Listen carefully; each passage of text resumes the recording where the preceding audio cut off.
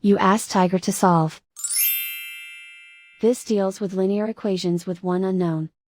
The final result is x equals 1 over 2. Let's solve it step by step.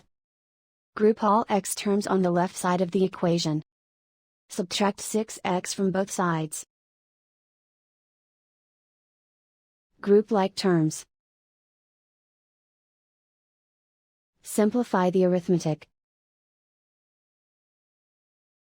Group like terms. Simplify the arithmetic. Group all constants on the right side of the equation. Add 2 to both sides.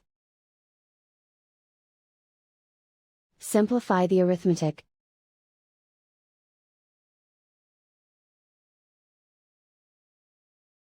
Isolate the x. Divide both sides by -4. Cancel out the negatives.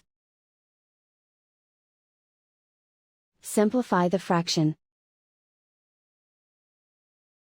Cancel out the negatives. Find the greatest common factor of the numerator and denominator. Factor out and cancel the greatest common factor. And so the final result is x equals 1 over 2.